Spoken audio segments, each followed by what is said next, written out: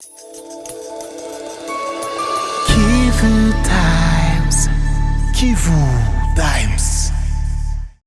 Plus de 73 cas de violation des droits des femmes ont été documentés par l'Association des femmes des médias AFEM du 1er au 28 octobre 2021. Au cours d'une conférence de presse tenue le 29 octobre dans la ville de Bukavu, AFEM a répertorié 73 cas de violation des droits des femmes. Parmi ces cas, 18 cas de pratiques néfastes, 15 cas de viol de femmes et filles, 11 femmes kidnappées, 4 femmes brûlées vives accusées de sorcellerie. Cette activité s'inscrit dans le cadre du projet dénommé la Radio-Service des droits et leadership des femmes pour la paix et la sécurité. Au cours de cette conférence de presse, AFEM s'est dit indigné de ces cas de justice populaire liés aux accusations sorcières où la majorité des victimes sont des femmes et filles. Eliane Polé revient ici sur certaines données chiffrées qui ont été documentées. Du 1er au 28 octobre, AFEM, en collaboration avec les monitrices membres des noyaux clubs d'écoute, a documenté les faits à Bukavu, Walungu, surtout à Nyangezi, Kalehe, Minova, Sange, Uvira, et a documenté 73 cas de violation des droits des femmes. 12 femmes ont été lâchement assassinées, notamment celles assassinées par balle par des hommes en armes non autrement identifiés. 4 autres brûlées vives car accusées des sorcières. Les faits se sont déroulés à Uvira, à Walungu et dans la plaine de la Ruzizi. 3 femmes accusées des sorcières ont été chassées de leur village, notamment à Walungu, Kalonge, Sange et Lemera.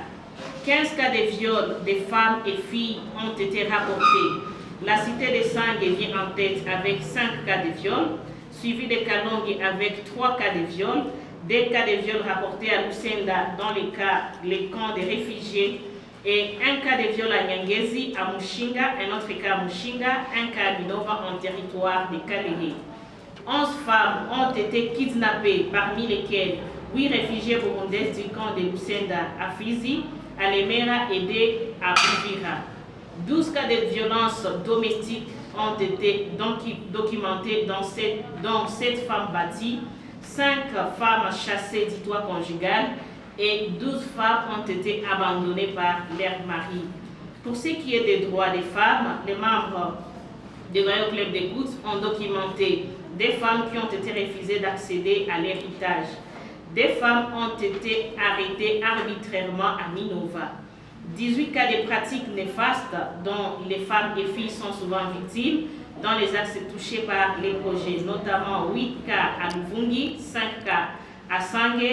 11 dans les 3 communes de la ville de Bukavu, à savoir Kadutu, Ibanda et Bagira, 5 cas à Nyangezi et 4 cas à Minova. AFEM se fie seulement aux données récoltées par ces groupes à la base et constate malheureusement que jusqu'à ce jour, le respect des droits des femmes n'est pas encore garanti dans les territoires du site Kivu et dans la ville de Bukavu. AFEM interpelle ainsi l'autorité à mettre fin sur cette situation dramatique d'insécurité qui rend les femmes de plus en plus vulnérables.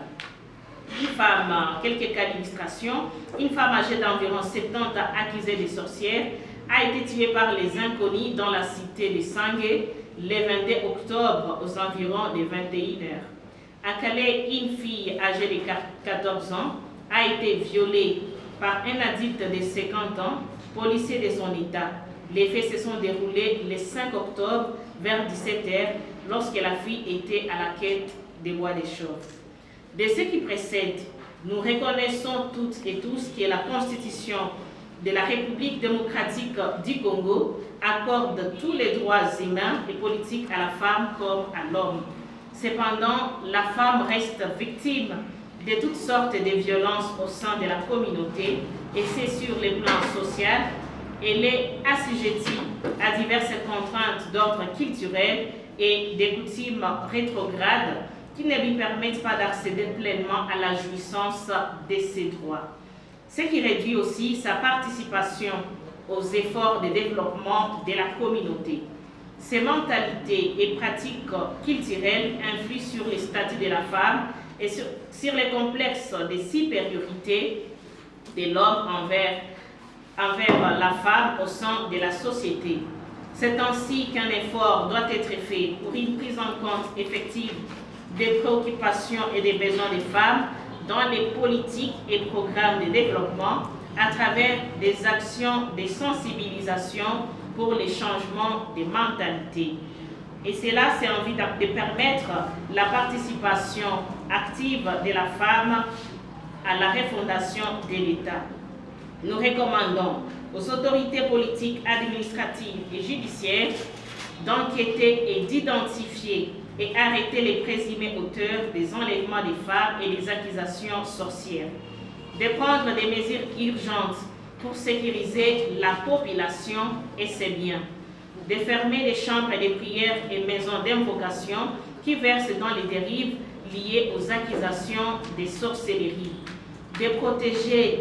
les femmes des violences sexuelles et violences basées sur les genres, de protéger les victimes de violences sexuelles et leurs témoins lors des procès,